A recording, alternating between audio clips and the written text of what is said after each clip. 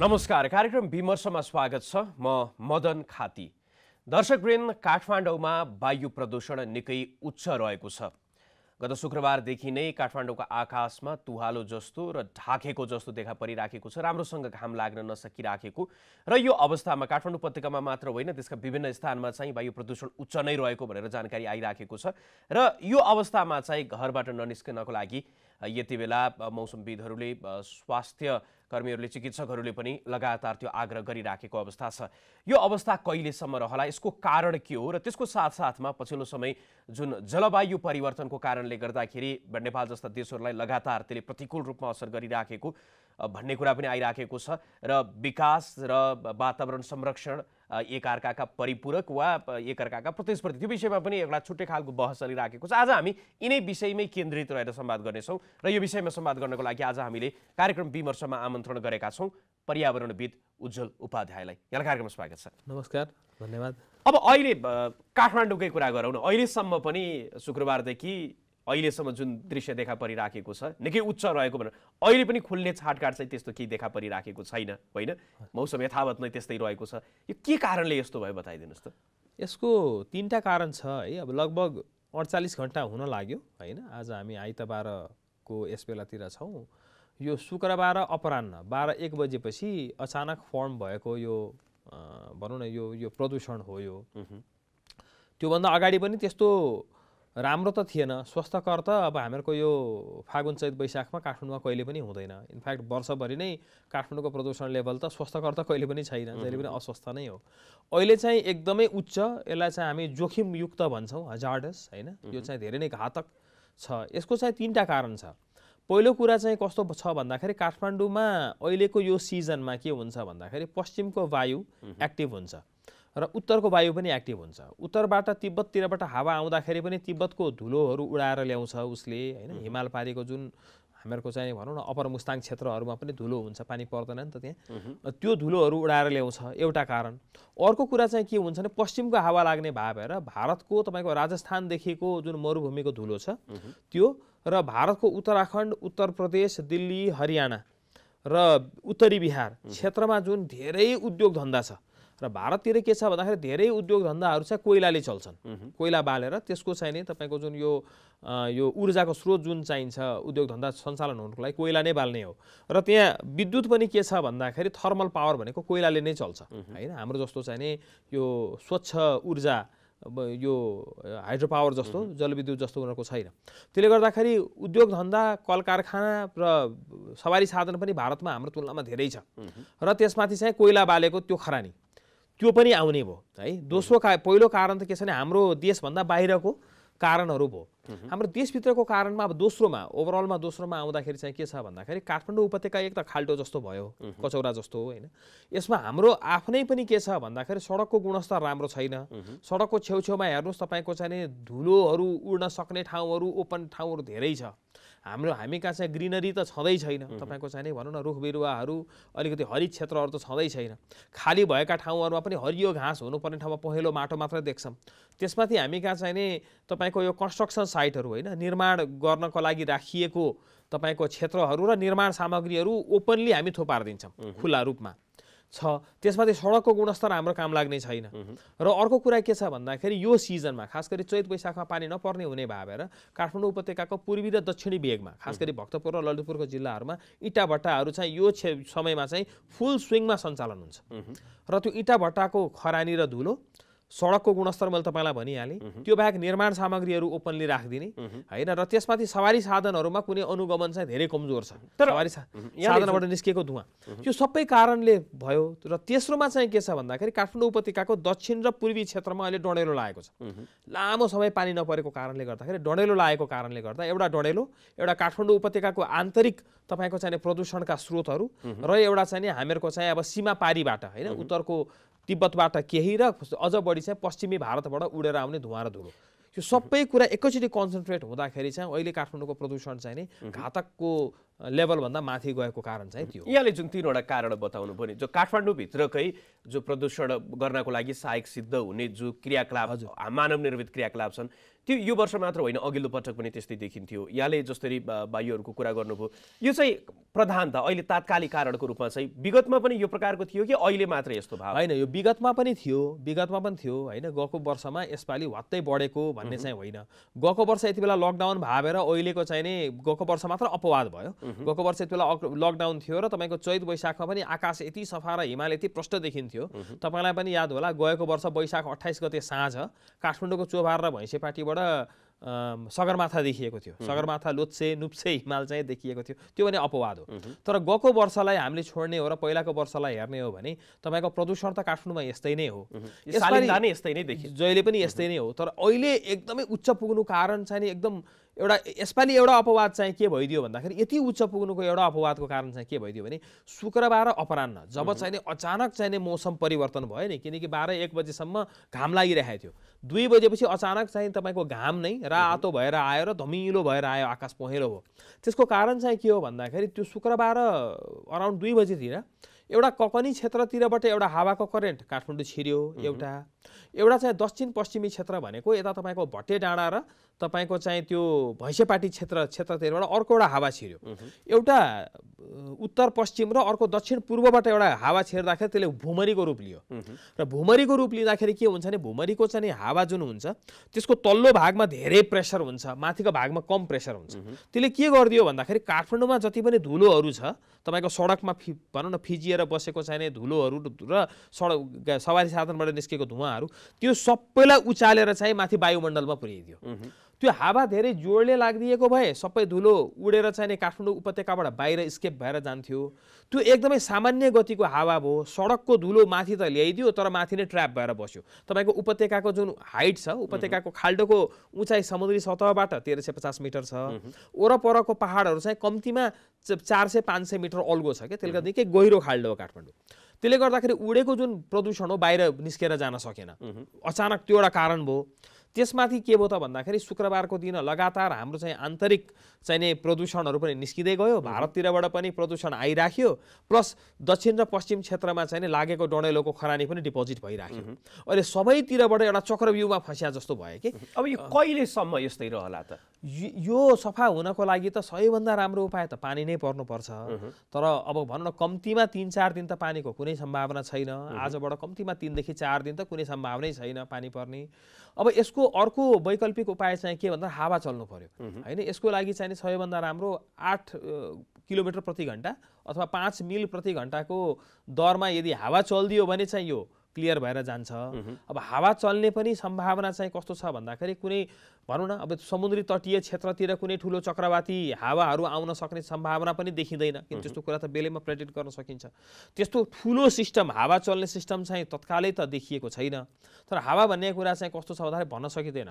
नेपालको कुन चाहिँ ठाउँमा अलि चर्को घाम लाग्दिएर त्यहाँ चाहिँ बाष्पीकरण भएर स्ट्रङ चाहिँ तपाईँको प्रेसर क्रिएट भइदियो भने काठमाडौँमा कुनै पनि बेला चाहिँ अलिकति एकछिनको लागि 10-15 मिनटको लागि भनौँ न अलिकति कडा हावा चल्न चाहिँ सक्छ।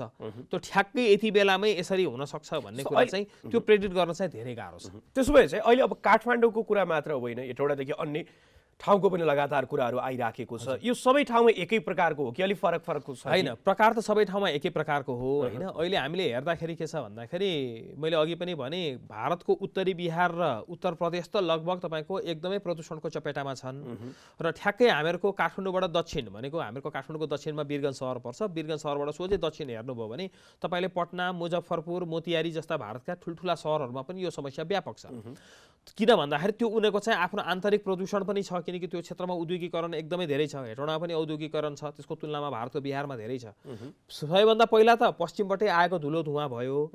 तर त्यो क्षेत्रमा तपाईँले हेर्नुभयो भने जस्तो हेटौडामा पनि मलाई लाग्दैन कि योभन्दा पहिला कहिले पनि प्रदूषण यतिमा थियो। तर हेटौडामा के छ भन्दाखेरि 200 देखि 250 को हाराहारीमा एयर क्वालिटी इन्डेक्स चाहिँ नि 200 देखि 250 को हाराहारीमा छ। यो स्ट्यान्डर्ड 50 हो, 50 भन्दा माथि हुन हुँदैन हैन। त्यसैगरी भारतको जुन हाइली तपाईँको चाहिँ भनौँ न यो औद्योगिकरण भएको सहरहरूमा पनि 200, 250, पौने 300 को हाराहारीमा छ। त्यो स्वस्थकर होइन तर एकदमै ठुलो घातक चाहिँ होइन। तर त्यसको तुलनामा काठमाडौँमा तपाईँले हेर्नुभयो भने चाहिँ नि आज बिहान पनि 350 देखि 400 को हाराहारीमा छ भने कुनै कुनै क्षेत्र खास गरी काठमाडौँको दक्षिणी ललितपुरको केही सहरहरू त 400 भन्दा माथि छ भने 50 भन्दा माथि हुन नहुने एयर क्वालिटी इन्डेक्सको जुन प्रदूषणको लेभल छ त्यो चाहिँ 400 भन्दा माथि हुनु भनेको त्यो त प्राणघातकै हो, धेरै डर लाग्छ। अब अहिले आइराखेको कुरा चाहिँ जस्तो यहाँले अगाडि पनि केही रूपमा उल्लेख गर्नुभयो कि हाम्रो काठमाडौँ उपत्यकाको जुन भौगोलिक बनोट छ त्यसले पनि कतै न कतै अहिलेको यो अवस्थालाई यथावत राख्नको लागि त्यो मद्दतगार सिद्ध भइराखेको छ। धेरैले चाहिँ यो काठमाडौँ उपत्यकामा जुन जनसङ्ख्या रहेको छ यो जनसङ्ख्या चाहिँ यो भौगोलिक रूपमा यो पर्यावरणको कारणले पनि यहाँ रहेको यसले धान्न सक्ने क्षमताले पनि यसलाई व्यवस्थापनको कोडबाट पनि यो चाहिँ अलिक बढी भइराखेको छ, यसलाई नियन्त्रण गर्नुपर्छ। यो राजधानीकै लागि पनि पर्यावरणको दृष्टिकोणबाट त्यो खालको सहर चाहिँ होइन भन्ने कुरा पनि बारम्बार सुनिन्छ। यसमा चाहिँ यहाँको धारणा के छ? अब यस्तो छ, यो केही हदसम्म त यो कुरा ठिक पनि हो तर कस्तो छ भन्दाखेरि काठमाडौँमा चाहिँ नै भनौँ न 3टै जिल्ला गरेर काठमाडौँ ललितपुर भक्तपुर अथवा काठमाडौँ उपत्यकाको भित्रपट्टिको ठाउँको कुरा गर्दाखेरि फ्लोटिङ पपुलेसन काठमाडौँमा धेरै छ भनेको यहाँका रैथाने जुन भनौँ न हामीहरूको चाहिँ नि यो केन्द्रीय तथ्याङ्क विभागले चाहिँ नि काठमाडौँको जनसङ्ख्या एउटा भन्छ किनकि त्यो त यहाँको पर्मानेन्ट रेजिडेन्टहरूको चाहिँ नि जनसङ्ख्या भयो। तर फ्लोटिङ पपुलेसन एकदमै धेरै छ होइन, देशभरिबाट र इभन देश बाहिर बाट पनि रोजगारको लागि काठमाडौँमा आएर अस्थायी रूपमा बसोबास गर्ने मानिसहरूको संख्या धेरै भएको कारणले गर्दाखेरि के पनि भनिन्छ भन्दा काठमाडौँ उपत्यकाको जनसङ्ख्या 50 देखि 60 लाखको हाराहारीमा छ पनि भनिन्छ विभिन्न तपाईँको चाहिँ रिलायबल सोर्सेसहरूबाट। इभन एसियन डेभलपमेन्ट ब्याङ्क र युएन ह्याबिट्याटको डाटाले पनि त्यही नै भन्छ। तर हामीले भनौँ न काठमाडौँ जस्तै अरू सहरहरू जस्तो दिल्ली भयो होइन, टोकियो भयो, टोकियो सहर भयो, त्यसै गरी ब्याङ्कक भयो, त्यहाँ काठमाडौँको तुलनामा धेरै धेरै चाहिने जनसङ्ख्या छ। ग्रेटर दिल्लीमा तपाईँको ग्रेटर टोकियोमा 3 करोड जनसङ्ख्या छ भनेको नेपालको जनसङ्ख्या भन्दा धेरै त उनीहरूको सहरमै छ। तर त्यहाँ यस्तो प्रदूषण देखिँदैन, यस्तो अव्यवस्था देखिँदैन। मेन कुरा के भन्दाखेरि सहर व्यवस्थापन गर्नको लागि अहिले यति धेरै नयाँ प्रविधि र तपाईँको चाहिने रणनीतिहरू आइसक्यो त्यो चाहिँ हामीहरूले यहाँ कार्यान्वयन गर्न नसकेको मात्रै हो होइन। त्यसको लागि एउटा इच्छा शक्ति र अलिकति क्यापिटल होइन तपाईँको पुँजी, यो दुईटा कुराको कमीले गर्दाखेरि हामीले म्यानेज गर्न नसकेको मात्रै हो। अब चाहिने संसार कहाँबाट कहाँ पुगिसक्यो, प्रविधि र चाहिँ तपाईँको प्रविधि कहाँबाट कहाँ पुगिसक्यो तर हामी चाहिँ उही 50 वर्ष 60 वर्ष पुरानो मानसिकतामा छौँ होइन। अब काठमाडौँमा चाहिँ कस्तो भन्दाखेरि अन्डरग्राउन्ड हामीले मेट्रो ट्रेनहरू बनाइदिने हो होइन र विद्युतीय सवारी साधनले नै कम्प्लिटली तपाईँको यो डिजल र चाहिँ पेट्रोलबाट चल्ने सवारी साधनलाई विस्थापित गर्ने हो। जस्तो ओस्लोले चाहिँ 2025बाट नर्वेको ओस्लो सहरले अब आफूलाई पुरै विद्युतीय सवारी साधनमा कन्भर्ट गर्ने उसले रणनीति बनाइसक्यो। अहिले 90% त त्यसमा ऊ सफल पनि भइसक्यो। भनेपछि यदि हामी त्यस्तो स्ट्राटेजीमा रणनीतिमा गयौँ भने त काठमाडौँमा तपाईँको अहिले 50 लाख मात्र होइन यसको 2-3 गुणा पपुलेसन बढे पनि व्यवस्थापन गर्न सकिन्छ। तर अघि नै मैले भने जस्तो इच्छा शक्ति र तपाईँको चाहिँ यो पुँजी दुईटा कुराको कमीले गर्दाखेरि चाहिँ तपाईँले भनेको कुरा चाहिँ सत्य हुन आउँछ। यदि अब हामी चाहिँ हरेक कुरालाई चाहिँ उही परम्परागत तरिकाले नै चलाउन खोज्यौँ भने त डेफिनेटली अहिलेको यो जनसङ्ख्या चाहिँ काठमाडौँको लागि धेरै नै भयो, यो भारी नै भएको हो। अब अहिले योसँग यो त अहिले हामीले भोगिराखेको भयो, जलवायु परिवर्तनको सन्दर्भमा पनि विभिन्न कुराहरू चाहिँ बारम्बार नेपाल आफैले पनि विकास निर्माणका गतिविधि हुँदै गर्दाखेरि पनि त्यो आइराख्यो। नेपालमा चाहिँ आजको दिनमा जलवायु परिवर्तनको कारणले गर्दाखेरि यस्तै समस्या वा अन्य समस्याहरू के भोग्नु परिराखेको छ, यसको प्रभावको कुरा गर्नु होइन। अब जलवायु परिवर्तन भने त कस्तो भयो भन्दाखेरि यो विकसित मुलुकहरूले चाहिँ नै अत्यधिक रूपमा गर्ने कार्बन उत्सर्जनको कारणले गर्दाखेरि हामी जस्तो मुलुक होइन, भुटान नेपाल जस्तो मुलुक जसको चाहिँ नै कार्बन उत्सर्जनमा त तपाईँको एकदमै तपाईँको कन्ट्रिब्युसन कम छ। भुटान त अझ नेगेटिभमा छ, उसले त जति कार्बन उत्सर्जन गर्छ त्योभन्दा बढी उसको वन जङ्गलले एब्जर्भ गरिरहेको छ भने नेपालमा पनि त्यो अध्ययन नभएको कारणले गर्दा हो। तर नेपालमा पनि मलाई लाग्छ त्यो नेगेटिभकै हाराहारीमा या न्युट्रलमा छ नेपाल होइन। तर हाम्रो जस्तो देशले चाहिँ एकदमै धेरै भोग्नु परेको कारण के छ त, किन छ त भनेर भन्दाखेरि बढ्दो रूपमा जुन यो जलवायु परिवर्तनको मुख्य कारण चाहिँ तपाईँको एउटा विश्वव्यापी रूपमा पृथ्वी तात्दै जाने होइन। र पृथ्वी तात्दाखेरि सबैभन्दा बढी नोक्सान नेपाललाई किन हुन्छ त भन्दाखेरि नेपालको कुल क्षेत्रफलको होइन झन्डै 15 देखि 16% क्षेत्रफल चाहिँ हामीहरूको हिउँले ढाकेको छ, 12 महिना बरफले ढाक्छ र बरफ चाहिँ नि यति तीव्र गतिमा पग्लिँदै गइरहेको छ कि नेपालमा रहेको धेरै हिमतालहरू अहिले एकदमै उच्च जोखिममा छ होइन। विभिन्न सञ्चार माध्यमहरूमा पनि आइरहन्छ हामीहरूको छोरोल्पादेखि लिएर इम्जादेखि लिएर ठुलागी ताल पनि अहिले चाहिँ धेरै उच्च जोखिममा छ। यदि ठुलागी ताल पड्किने हो भने चाहिँ तपाईँको धेरै ठुलो अर्थतन्त्रले धान्नै नसक्ने गरी चाहिँ नि त्यसमा क्षति पुर्याउन सक्छ भनेर मनाङको ठुलागी ताल धेरै छिटो द्रुत गतिमा चाहिँ नि पग्लिरहेको गइरहेको छ। त्यसले गर्दाखेरि हाम्रो जस्तो देश चाहिने जलवायु परिवर्तनको कारणले गर्दाखेरि जोखिम एकदमै बढेको छ र त्यो त तपाईँको एउटा सडन तपाईँको डिजास्टर भन्छौँ नि हामी, होइन, आकस्मिक विपदको परिप्रेक्ष्यबाट भयो। तर हामीले हरेक वर्ष भोग्नु परेको कुरा चाहिँ के छ भन्दाखेरि मनसुनको पानी पहिला भन्दा तपाईको फरक हुन थालेको छ। एक त मनसुन ढिला हुन थाल्यो। पहिला असाढ 15 गते रोपाई जात्रा गरेर जसरी भोज गर्ने गरिन्थ्यो, अब असाढमा तपाईको खडेरी लाग्ने अवस्था आइसक्यो। साउन नभइकन नेपालमा गएको 30 वर्षको डाटा हेर्नुभयो भने साउन लागेपछि मात्रै पानी पर्न थालेको छ। एउटा कारण त्यो भयो। अर्को कुरा के छ भन्दाखेरि जहाँ पानी पर्नु पर्ने त्यहाँ खडेरी हुने, जहाँ पानी नपर्नु पर्ने त्यहाँ अत्यधिक वर्षाको कारणले गर्दाखेरि पनि विभिन्न चाहिँ तपाईको यो डिजास्टरहरूको केसेसहरू हामीले देखिराखेका छौँ। भने अर्को कुरा के छ भन्दाखेरि तपाईको चाहिने यो जुन तापक्रम छ, तापक्रम चाहिने कन्स्टेन्टली माथि गइरहेछ, हैन, कन्स्टेन्टली माथि गइरहेछ। तपाईले तराईमा पनि पहाडमा पनि र हिमाली क्षेत्रमा हेर्नुभयो भने तराईमा चाहिने गएको चाहिने भनौँ न 100 वर्षमा 0.6 डिग्रीले औसत तापक्रम बढेको छ। तर यहाँहरूले यो तर्क गरिराख्दाखेरि चाहिँ विश्व स्तरमा, नेपालमा मात्र होइन, नेपालमा पनि त्यही रूपमा र विश्व स्तरमै यो जलवायु परिवर्तन चाहिँ सयौं वर्षदेखि, हजार पहिलेदेखि नै भइराखेको कुरा हो। अहिले चाहिँ यसमा चाहिँ यो एउटा मनी मेकिङ बिजनेस जस्तो तरिकाले अगाडि बढ्यो। यसमा चाहिँ यही कुरा चाहिँ अमेरिकन राष्ट्रपति, पूर्व राष्ट्रपति डोनाल्ड ट्रम्पदेखि त्यो तरिकाका मान्छेहरू लगातार चाहिँ यो तरिकाले आरोप पनि लगाउने गरेका छन्। यो चाहिँ किन? त्यो बुझाइको कमी हो कि आजको दिनमा विश्व नेतृत्वदेखि लिएर नेपालभित्रकै नेतृत्वले पनि देशभित्रकै विकास निर्माण पनि त्यो प्रकारको कुरा गरिराखेका हुन्छन्? यसलाई चाहिँ यहाँले कसरी हेर्नुहुन्छ? यो चाहिँ प्योरली प्रोपागान्डा हो। म एउटा चाहिने वातावरण क्षेत्रको विद्यार्थी भएको नाताले मात्रै भनेको होइन। मेरो एउटा चाहिने न्युट्रल, होइन, एकदमै तटस्थ मेरो चाहिने रिमार्क्स पनि के हो भन्दाखेरि वातावरण परिवर्तन चाहिने यो बेकार हो भन्नु चाहिने ठुलो प्रोपागान्डा हो। किनकि तपाईले भन्नुभएको कुरा सही हो कि क्लाइमेट चेन्ज भनेको कुरा कन्टिन्युअसली हुन्छ। यो डार्विनले 1859 मै पनि यो कुरा भनेका थिए कि तपाईको पृथ्वी भनेको यसको चाहिने जुन जलवायु परिवर्तन यो भइरहन्छ, यो भइरहन्छ। तर यति बिस्तारै हुन्छ कि हामी सबैसँग पर्याप्त समय हुन्छ कि परिवर्तित जुन यो जलवायु हो यसलाई योसँग आफूलाई कसरी अनुकूलन गर्ने भन्नको लागि हामीसँग पर्याप्त समय हुन्छ कि साह्रै बिस्तारै हुन्छ कि हामी लगायत सानसानो किरा फट्याङ्ग्रादेखि लिएर ठुल्ठुलो जनावरहरूले पनि त्यो कुरालाई हामीले एडजस्ट गर्दै गइराखेका हुन्छ।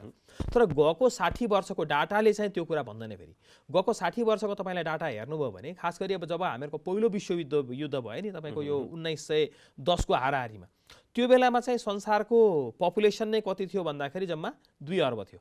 14 देखि 19 मा थियो। 1920 को डाटाले चाहिँ तपाईको 2 अर्ब देखाउँथ्यो भने ठ्याक्कै गएको 100 वर्षमा 2 अर्बबाट 7.5 अर्ब नाग्यो।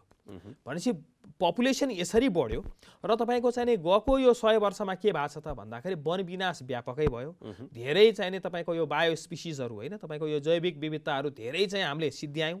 त्यो कारणले गर्दाखेरि हुन सक्छ गएको 60 वर्षमा चाहिँ तपाईको तापक्रम जुन दरले बढेको छ, हिमतालहरू जुन किसिमले पग्लेको छ, हिम नदीहरू जुन किसिमले घट्दै गएको छ, यसले चाहिँ त्यो कुरा बोल्दैन। यसले चाहिँ के भन्छ त भनेर भन्दाखेरि जलवायु परिवर्तन भएको छ, धेरै कुरा परिवर्तन भएको छ, होइन, यो चाहिँ तपाईको प्राकृतिक रूपमा परिवर्तन भएको छैन कि यो मानवको कारणले गर्दाखेरि परिवर्तन भइरहेको भन्ने देखिन्छ। कतै न कतै चाहिँ विगतमा पनि हुने गर्दछ, तर अहिले जुन रफ्तारमा भइराखेको छ गति, त्यो गतिलाई हामीले अनुकूलन गर्न नसक्ने भएको कारणले गर्दाखेरि यसलाई चाहिँ हामीले गम्भीरमा लिनु पर्यो। एउटा कुरा त्यो भयो। र अर्को गएको 60 वर्षमा जुन गतिमा चाहिँ परिवर्तन भइरहेको छ यसलाई ठ्याक्क केसँग कोरिलेट गर्न सकिन्छ भन्दाखेरि यसमा धेरै वैज्ञानिक रिसर्चहरू भएको छ। यसमा चाहिँ अब हामीहरूले भनौँ न तपाईको गणितीय र तथ्याङ्कीय हिसाबले पनि हामीले यसलाई चाहिँ हेर्दाखेरि स्ट्याटिस्टिक्स कोरिलेसन भन्छौँ। गएको 60 वर्षमा जति धेरै कार्बन उत्सर्जन भएको छ, जति धेरै औद्योगिकरण भएको छ र जति धेरै वन विनाश भएको छ, योसँग सोझै कोरिलेटेड देखिन्छ, हैन। वन विनाश धेरै हुनु, कार्बन उत्सर्जन बढी हुनु र त्यही रफ्तारमा चाहिँ तपाईको चाहिँ यो विश्वव्यापी तापक्रम पनि बढ्नु र यसको विभिन्न चाहिँ नकारात्मक चाहिँ असरहरू देखिनु, यो दुईटा कुरा चाहिँ गणितले चाहिँ एकदमै 100% प्रमाणित गर्ने भएको कारणले गर्दाखेरि यसमा दुई मत छैन कि क्लाइमेट चेन्ज चाहिँ हामी मानव निर्मित नै हो। अहिले जुन क्लाइमेट चेन्ज छ 10% त नेचुरल हो, तर 90% कज चाहिँ के हो त भन्दा मानव निर्मित नै हो भन्ने कुरामा चाहिँ दुई मत रहेन। तर यसमा चाहिँ अर्को कुरा आइराख्ने तर्क चाहिँ एक प्रकारले कुराहरू चाहिँ विकसित देशहरूले जसले चाहिँ जो औद्योगिकरणमा पहिले नै पुगे उनीहरूले चाहिँ जुन प्रकारले कार्बन उत्सर्जनदेखि तापक्रम वृद्धि गर्नको लागि जसरी उनीहरूले योगदान पुर्याए, जिम्मेवार रहे, अहिले उनीहरू विकसित भइसके, अब विकास उन्मुख देशलाई चाहिँ विकासको गतिबाट पछाडि पार्नको लागि पनि कतै न कतै यो प्रकारको खेल चाहिँ विभिन्न नीतिगत रूपमा नै उनीहरूको चाहिँ विकासलाई अवरुद्ध पार्ने खालको पनि षड्यन्त्रको रूपमा त्यो पनि अर्थाइराखेका हुन्छन्। यसलाई चाहिँ कसरी हेर्नुहुन्छ? यसलाई चाहिँ हेर्नुहोस्, यो बडो चाहिँ जटिल प्रश्न हो है। अब एउटा मेरो प्रश्न चाहिँ के छ भन्दाखेरि, जुन बेलामा अहिलेका विकसित मुलुकहरू होइन, खास गरी उत्तर अमेरिका, युरोप र जापान, साउथ कोरिया र अस्ट्रेलिया, खास गरी यो क्षेत्रहरूले चाहिँ नि जुन बेलामा उनीहरूले द्रुत गतिमा विकास गरे, त्यो बेलामा चाहिँ नि अब थाहा छैन, उनीहरू थाहा पाएर पनि यो कुरा ढाँटे भने त अर्कै कुरा। तपाईँको 1980 को दशकको अन्तिमसम्म पनि वातावरणलाई त्यति महत्त्वपूर्ण रूपमा लिइँदैन थियो। त्यो बेलासम्म आर्थिक विकास नै सहयोगको पहिलो एजेन्डा थियो। खास गरी दोस्रो विश्वयुद्ध जब सेटल भएर यो संयुक्त राष्ट्र सङ्घ चाहिँ जब फर्म भयो 1946-47 तिर, त्यसपछि सबै देशको एजेन्डा नै के थियो भन्दाखेरि अब हामी युद्ध नगर्ने, लडाइँ नगर्ने, हाम्रो एउटै एजेन्डा हुनुपर्छ डेभलपमेन्ट, र विकास पनि कस्तो भन्दाखेरि आर्थिक विकास केन्द्रित भयो। त्यो आर्थिक विकासको चाहिँ नि दौडमा चाहिँ नि तपाईँको वातावरण र चाहिँ तपाईँको यो प्राकृतिक स्रोत साधनहरूको चरम दोहन भयो। किनकि त्यो बेला दौड नै के को लागि थियो त भन्दाखेरि तपाईँको आर्थिक विकास थियो। त्यो बेला सामाजिक विकास र वातावरण विकास पक्षलाई चाहिँ हामीले धेरै पछाडि राख्यौँ। जब 80 को अन्तिमको दशकमा आइसकेपछि जब विभिन्न यसको चाहिँ नेगेटिभ कन्सिक्वेन्सेसहरू देखियो, हिमतालहरू पड्किन थाले नेपालमै पनि होइन, प्लस विश्वव्यापी रूपमा र खास गरी उत्तरी र दक्षिणी गोलार्धमा अस्ट्रेलिया र न्युजिल्यान्ड र उत्तरमा चाहिँ तपाईँको डेनमार्क र नर्वेतिर जब चाहिने यो बैजनी रङको किरणहरू, सूर्यबाट आउने जुन अल्ट्रा भायोलेट लाइटहरू छ, त्यसले गर्दा स्किन क्यान्सरको केसेसहरू देखियो। त्यसपछि यो थाहा भयो कि ओजोन लेयर त डिप्लिट हुँदो रहेछ, ओजोन लेयर त चाहिने पातलिँदै जाँदो रहेछ। हामीले प्रयोग गर्ने विभिन्न कुल्यान्टहरू, जसरी हामी चाहिँ यो एसीहरू र चाहिने यो एरोजोलहरू युज गर्छौँ, क्लोरोफ्लोरो कार्बनहरू, त्यसले गर्दाखेरि हुँदो रहेछ भन्ने कुरा पत्ता लागिसकेपछि त्यसपछि वातावरणमा जोड दिन थालियो। अब यहाँ कुरो कस्तो छ भन्दाखेरि, यदि हामीले चाहिँ नि विकसित मुलुकहरू जस्तै हामीले पनि प्राकृतिक स्रोत साधनको दोहन गरेर हामी विकास गर्छौँ भन्न थाल्यो भने त एउटा तथ्याङ्क नै प्रस्तुत गरेको छ तपाईँको यल युनिभर्सिटी अमेरिका र अर्को चाहिँ तपाईँको युनिभर्सिटी अफ एडिलेड अस्ट्रेलियाले पनि, यदि संसार भनौँ न 7 अर्ब पपुलेसनलाई ध्यानमा राखेर यदि सारा संसारलाई नै अमेरिकाको बराबरको चाहिँ विकास गर्ने हो भने त हामीलाई 5 वटा पृथ्वीले पनि पुग्दैन, 5 वटा पृथ्वीबाट स्रोत साधन ल्याएर पनि पुग्दैन। पछि एउटा कुरा त पक्का भइसक्यो कि यदि अब हामी जति पनि भनौँ न अफ्रिका, दक्षिण अमेरिका र एसियाले सबैले चाहिँ अमेरिका जस्तो या चाहिँ बेलायत जस्तो आफूलाई विकास गर्ने हो भने त हामीसँग त्यति धेरै स्रोत साधनै छैन। त्यसले गर्दाखेरि जति धेरै स्रोत साधनको चरम दुरुपयोग उनीहरूले गरिराखेको विकास पनि त्यो वास्तवमा विकास हो कि होइन भन्ने प्रश्न एक्ज्याक्टली विकासकै परिभाषाको सन्दर्भमा पनि हो। अब होइन, पहिला कुरा त कस्तो छ भन्दाखेरि तपाईँको जेफ्री स्याच भन्ने जुन कोलम्बिया युनिभर्सिटीका प्राध्यापक छन्, उनले नै कसरी आएको छ भन्दाखेरि विकासलाई नै रिडिफाइन गरौँ। किनकि विकास भन्ने कुरा चाहिँ नि अल्टिमेटली ह्याप्पिनेस भनिएको छ होइन। जस्तो तपाईँ म किन बिहान सुतेर उठेदेखि चाहिँ दिनभरि दुःख गर्छौँ त भनेर भन्दाखेरि हाम्रो अल्टिमेट गोल के हो त भन्दाखेरि खुसी हुनु। खुसी हुनको लागि के चाहिन्छ त? पैसा चाहिएला होइन, शिक्षा चाहिएला, राम्रो स्वास्थ्य चाहिएला, परिवार चाहिएला। यो सबै कुरा नै हामीले के को लागि गर्ने हो त? खुसीकै लागि हामी विकास गरिरहेका छौँ। हामी इन्डिभिजुअल त सबैजना आफ्नो डेभलपमेन्टको लागि दौडिरहेका छौँ, आफ्नो प्रोग्रेसको लागि दौडिरहेछौँ। यदि खुसीकै लागि विकास गरे हो भने अमेरिकामा किन चाहिने आत्महत्याको दर यति धेरै छ त? जापानमा किन चाहिने अहिले डिप्रेसन र मानसिक रोग र आत्महत्याको दर धेरै छ त? पैसा त धेरै कमाए उनीहरूले। त्यसले गर्दाखेरि पैसै कमाएर विकास हुने हो, आर्थिक विकासै गरेर मात्रै मान्छे खुसी हुने त होइन रहेछ। यसको लागि त बहुआयामिक पक्षहरू चाहिने रहेछ। वातावरण राम्रो हुनु पर्यो। जस्तो तपाईँको काठमाडौँको अहिले वातावरण हेर्नुहोस्, दिक्क लाग्ने छ। बिहानै घाम लागिदिएर चाहिँ निलो आकाश भएर चराचुरुङ्गी कराएको भए हाम्रो मनै फुरुङ्ग हुन्थ्यो होला। गोजीमा कति पैसा छ भन्दा पनि त्यसले गर्दाखेरि विकासलाई नै अहिले रिडिफाइन गर्नुपर्ने अवस्थामा हामीले चाहिँ होइन 50 वर्ष अगाडि चाहिँ नि विकसित मुलुकहरूको जुन विकासको एजेन्डा थियो हामी त्यसैको पछि लाग्छौँ भन्न थाल्यो भने त हेर्नुहोस्, न यो पृथ्वी रहन्छ न हामी नै खुसी रहन्छ। त्यसो भए आजको दिनमा नेपाल सरकारले अङ्गीकार गरिराखेको जुन विकासको यहाँले जुन परिभाषा पछिल्लो समयमा गर्नुभयो नि, त्यही अनुरूप छ कि अलिक फरक छ? किनकि यो वातावरणसँगै धेरै विकासका आयोजना पनि नेपालमा उजेड, त्यो आयोजनाको विषयमा एकछिनपछि जाउँला। नीतिगत रूपमा चाहिँ यहाँले कस्तो पाउनुहुन्छ? अहिले पनि म के देख्छु भन्दाखेरि नेपालको विकास अहिले पनि एकदमै तपाईँको चाहिने मोडर्नाइजेसन थ्योरी भन्छ, एउटा आधुनिकीकरणको सिद्धान्त भन्छौँ। आधुनिकीकरणको सिद्धान्तै के हो भन्दाखेरि आर्थिक विकास हो होइन। अहिले पनि नेपालको तपाईँले यो प्लानिङ कमिसनको तपाईँले यो जुन विकासको मोडलहरू हेर्नुभयो र र तपाईँ नेपालको विभिन्न सङ्घ संस्थाले सजेस्ट गरेको चाहिँ विकासको मोडल हेर्नुभयो भने उही चाहिने दोस्रो विश्वयुद्धपछि अहिलेको विकसित मुलुकहरूले जुन चाहिने मोडलहरू अङ्गीकार गरेका थिए त्यसैको पछि लागिरहेछ। त्यसले गर्दाखेरि अब यसलाई रिडिफाइन गर्नुपर्छ र अब हामीले भनौँ न अब हामी चाहिँ धेरै पश्चिमी मुलुकहरूको पछि लाग्यौँ, हामीले हाम्रै पनि अलिकति हिस्ट्री खोतल्नुपर्छ होइन। जुन बेलामा हामीले राम राज्य भन्ने जुन अब हामीहरूको भनौँ न यो क्षेत्रको जुन भारतवर्षको भनौँ या हाम्रै पनि भनौँ, भारतवर्ष भन्ने बित्तिकै हाम्रो स्वतः पर्यो। राम राज्य भन्ने बित्तिकै के थियो त भन्दाखेरि आर्थिक विकास मात्र थिएन, त्यसमा सबैभन्दा पहिलो कुरा त इक्वालिटी र इक्विटीको कुरा गरेको थियो होइन। सबै चाहिँ जीव जन्तुहरूलाई हामीले समान व्यवहार गर्नुपर्छ होइन। वनलाई पूजा गर्ने, वन देवता भनेर, हात्तीलाई पूजा गर्ने, तपाईँको चाहिँ देवीको रूप मानेर, त्यसपछि कुकुरलाई पूजा गर्ने, बाघलाई पूजा गर्ने, चराचुरुङ्गीलाई पूजा गर्ने, पानीलाई पूजा गर्ने, सूर्यलाई, अग्निलाई, माटोलाई, धरतीलाई सबैलाई पूजा गर्ने भनेको के? त्यसलाई सबैको महत्त्व छ भन्ने कुरै हामीले गरे हो। तर कस्तो भयो भन्दाखेरि तपाईँको यो जब चाहिँ कोलोनाइजेसन सुरु भयो, तपाईँको यो ब्रिटिसहरूको कोलोनाइजेसन जब सुरु भयो, त्यसपछि के भयो भन्दाखेरि हामीले हाम्रो संस्कृतिदेखि लिएर हामीले हाम्रो चाहिने परम्परादेखि लिएर सबै कुरा बिर्सिएर यिनीहरूकै थ्योरी र यिनीहरूकै सिद्धान्त सबैभन्दा ठुलो कुरा हो भन्ने कुरा हामीले अङ्गीकार गऱ्यौँ र त्यसैको पछि लाग्यौँ। बिस्तारै यी पश्चिमाहरूले पनि अब हाम्रो कुराहरू ठिक रहेछ भन्ने कुरा केहीले रियलाइज गरे पनि, तर चाहिँ कस्तो छ भन्दाखेरि यो भौतिक रूपको जुन यो कोलोनाइजेसन छ नि, तपाईँको यो फिजिकल कोलोनाइजेसन त सक्यो, तर मेन्टल कोलोनाइजेसन अहिले पनि छ। अहिले पनि हामी घुमिफिरी के हुन खोज्छौँ त भन्दाखेरि हाम्रो स्टाइलमा, हाम्रो कुरामा, हाम्रो चाहिँ भनौँ न त्यो प्लानिङमा, हरेक कुरामा हामी के छ पश्चिमाहरूकै हामीले चाहिँ कपी गर्न खोज्छौँ। त्यही भएर मैले अघि भने जस्तो अहिले पनि नेपालको विभिन्न मोडलहरू, विकासका मोडलहरू अहिले पनि आधुनिकीकरणको सिद्धान्तबाटै गाइडेड छ।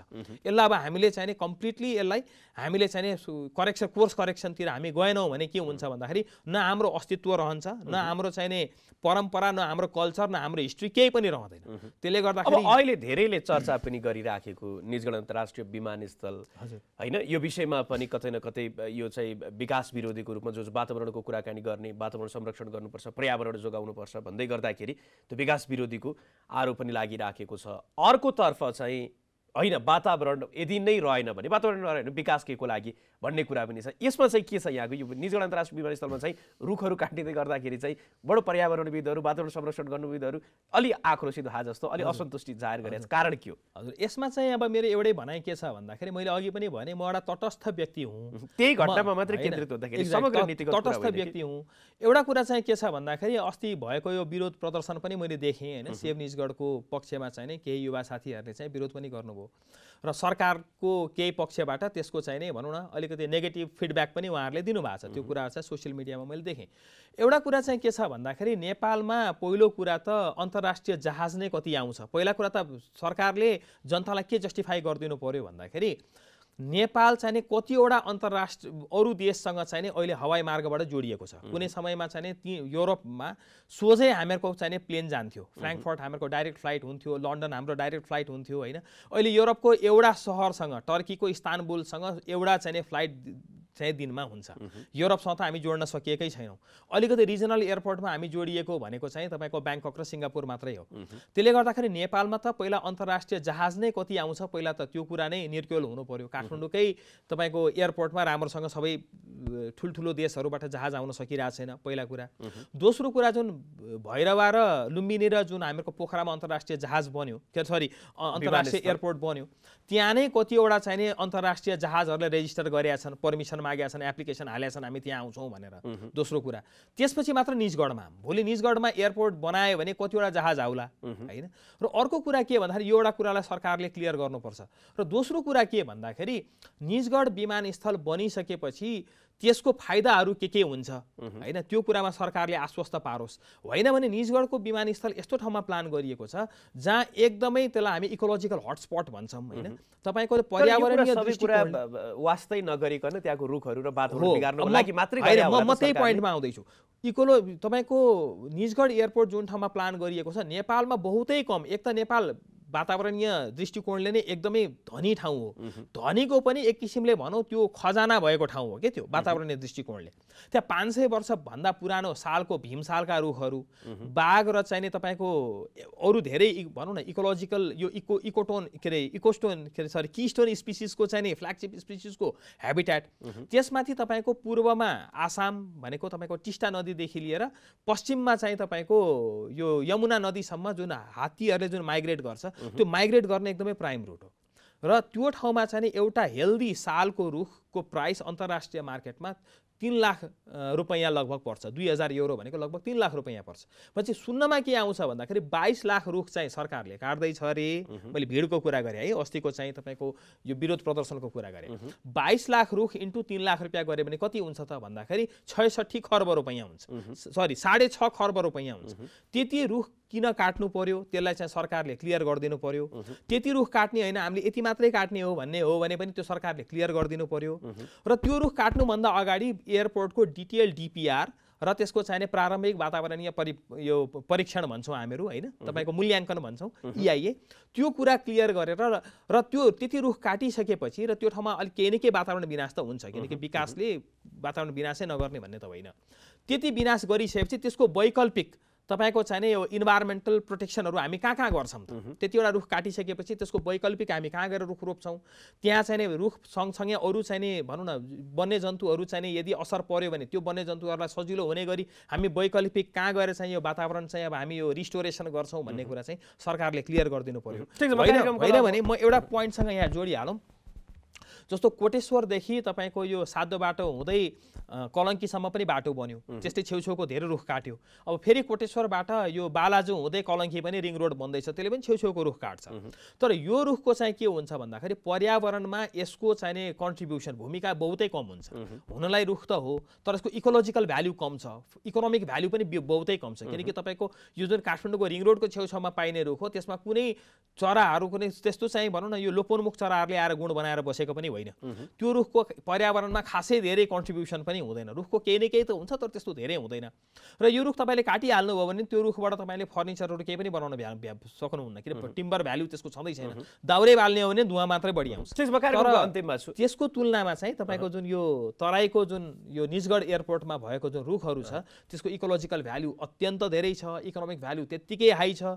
त्यो रुखको चाहिने वासस्थान भनेको एकदमै लोपोन्मुख र एकदमै महत्त्वपूर्ण जनावर र जीवजन्तुको अन्तिममा चाहिँ यहाँले बताइदिनु पर्ने अहिलेको जुन यहाँले धेरै कुराहरू गर्नुभयो, हामीलाई चाहिँ वातावरण जोगाउनको लागि हामीले त्यो रुखहरू जोगाउँदै गर्दाखेरि पनि त्यसले चाहिँ अन्तर्राष्ट्रिय कार्बन उत्सर्जनको यहाँले अगाडि कुरा नगर्ने रूपमा मात्रै त्यसले योगदान पुर्याउने हो। तर हामीले यदि अन्तर्राष्ट्रिय एयरपोर्ट बनाउन त्यो लगायत अन्य विकास निर्माणका कुराहरू नगर्दै गर्दाखेरि चाहिँ हाम्रो दैनन्दिनको विकास नै अवरुद्ध हुन्छ भन्ने कोणबाट पनि कुराहरू आइराखेका हुन्छ। अन्तिममा यो प्रश्नको चाहिँ जवाफ र त्यसको साथसाथमा चाहिँ हाम्रो अहिले तराईमा बढिराखेको मरुभूमिकरण लगायतको कुरा, पहाडमा पनि अनियन्त्रित रूपमा डोजरको जसरी सडकहरू निर्माण भइराखेको छ, यसमा यहाँको धारणा अन्तिममा निकै संक्षेपमा। हजुर, पहिलो कुरा त निजगढको एयरपोर्ट हाम्रो जुन अन्तर्राष्ट्रिय एयरपोर्ट छ त्यही ठाउँमै किन बनाउनु पर्यो होइन? नेपालमा अरू धेरै ठाउँहरू छन् जहाँ बनाउन सकिन्छ होइन। सिमरा एयरपोर्टलाई हामीले एक्सटेन्ड गर्न सक्थ्यौँ। निजगढ एयरपोर्टबाट चाहिँ 17-18 किलोमिटर पूर्व गइसकेपछि सर्लाही जिल्लामा पनि एउटा गतिलो ठाउँ छ जुन ब्यारन ल्यान्ड हो, जहाँ तपाईँको खेती राम्रोसँग हुँदैन, वन राम्रो छैन। त्यो ठाउँलाई हामीले एयरपोर्टको रूपमा किन नबनाउने? किन चाहिने पर्यावरणीय दृष्टिकोणले त्यस्तो सेन्सिटिभ ठाउँमा एयरपोर्ट बनाउनु पर्यो होइन?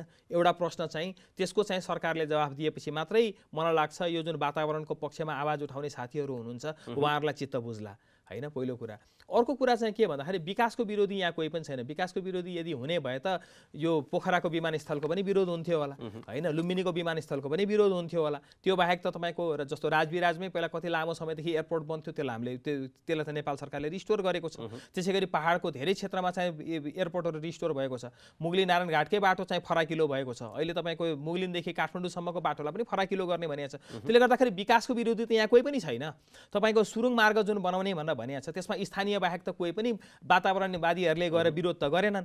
त्यसले गर्दाखेरि वातावरणवादीहरूको जुन विरोध छ त्यसलाई नकारात्मक रूपमा लिने भन्दा पनि वातावरण अहिलेको समयमा खालि लोकली मात्र होइन ग्लोबली पनि धेरै इम्पोर्टेन्ट भइसक्यो।